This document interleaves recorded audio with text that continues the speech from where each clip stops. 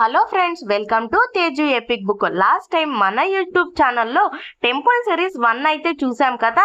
ఈ వీడియోలో మనం టెంపుల్ సిరీస్ 2 అయిన దశావతారాల వెంకటేశ్వర స్వామి ఆలయం గురించి తెలుసుకుందాం. అవతారం అంటే అవతరించడం, అంటే దిగి రావడం అని అర్థం. దుష్ట శిక్షణ, శిష్ట సంరక్షణ కోసం శ్రీ మహావిష్ణువు భూమిపైకి దశావతారాలుగా అవతరించారు. ఆయన దశావతారాలుగా 21 అవతారాలలో అతి ముఖ్యమైనవి ఈ దశావతారాలు. ఈ దశావతార వెంకటేశ్వర స్వామి ఆలయం ఆంధ్రప్రదేశ్ రాష్ట్రంలో గుంటూరు జిల్లా నంబూరు సమీపంలో ఈ దశావతార వెంకటేశ్వర స్వామి ఆలయం ఉంది. తిరుమల తిరుపతిలో వెంకటేశ్వర స్వామి ఏకరూపంలో దర్శనమిస్తే, ఈ ఆలయంలో ఒకే విగ్రహంలో స్వామివారు దశావతారాలలో దర్శనం మనకు ఇస్తారు. ఈ ఆలయంలో స్వామివారి విగ్రహం 11 అడుగులు ఉండగా పీఠంతో కలిసి మొత్తం 12 అడుగులు మనకు కనిపిస్తుంది. ఈ ఆలయం మొత్తం 4 ఎకరాల విస్తీర్ణంలో ఉంటుంది. ఈ ఆలయం నిర్మాణం మొత్తం కూడా అక్రమ స్థానం ప్రకారం జరిగింది. గురూజీ శ్రీ శ్రీ గణపతి సచ్చిదానంద స్వామివారు ఆశీస్సులతో ఈ ఆలయ ప్రతిష్ట కార్యరూపం దాల్చింది. ఏకశిలలో శ్రీ మహావిష్ణువు ఏకాదశ రూపాలు కలిగిన ఎత్తైన దశావతార వెంకటేశ్వర స్వామి విగ్రహాన్ని ప్రతిష్ఠించారు. ఈ దశావతార విగ్రహం భక్తులను విశేషంగా ఆకర్షిస్తూ ఉంటుంది. శ్రీహరి దశావతారాలకు వేర్వేరుగా ఆలయాలు ఉన్నా కానీ అత్యధికంగా నారాయణసింహ, శ్రీకృష్ణ, శ్రీరాముడు, వెంకటేశ్వర క్షేత్రాలే అత్యధికంగా దర్శనమిస్తాయి.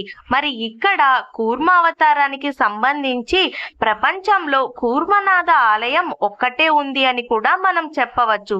మిగతా అవతారాలకు దేవాలయాల సంఖ్య చాలా స్వల్పమని కూడా మనం చెప్పవచ్చు.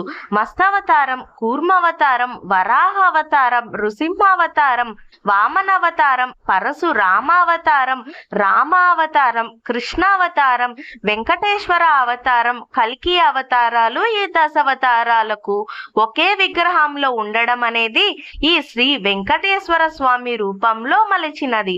ప్రపంచంలో మరెక్కడా కూడా ఈ దివ్యమంగళ స్వరూపం మనకు కనిపించదు. ఈ ఆలయంలో శ్రీహరి పాదాలతోనూ మోకాళ్ల వరకు మత్స్యావతారంలో, నడుము వరకు కూర్మావతారంలోనూ దర్శనమిస్తుంది.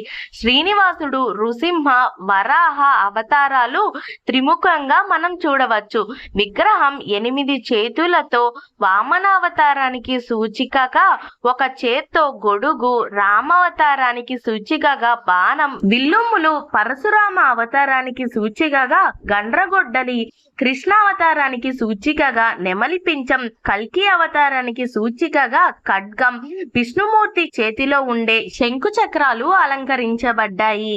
ఇక్కడ విశిష్టత ఏమిటంటే ఆ శ్రీ మహావిష్ణువు యొక్క దశావతారాల రూపంలో ఉన్న విగ్రహం అని చెప్పవచ్చు. స్వస్తి. ఈ టెంపుల్ అడ్రస్ నేను కామెంట్ బాక్స్ లో అయితే కామెంట్ చేస్తాను. మరి మీరు ఎప్పుడైనా ఈ టెంపుల్ ని విజిట్ చేశారా? అయితే ఇప్పుడే నా ఛానల్ ని సబ్స్క్రైబ్ చేసుకోండి. రేపు ఇంకొక టెంపుల్ యొక్క సిరీస్ తో మళ్ళీ కలుసుకుందాం ఇంకొక వీడియోతో. అంతవరకు నా ఛానల్ ని సబ్స్క్రైబ్ చేసుకుని వాచ్ చేస్తూ ఉండండి. ఇలాంటి ఇంట్రెస్టింగ్ వీడియోల కోసం, ఇన్ఫర్మేటివ్ వీడియోల కోసం నా ఛానల్ ని సబ్స్క్రైబ్ చేసుకుని వాచ్ చేస్తూ ఉండండి. Thank you for watching Teju epic book. Please subscribe.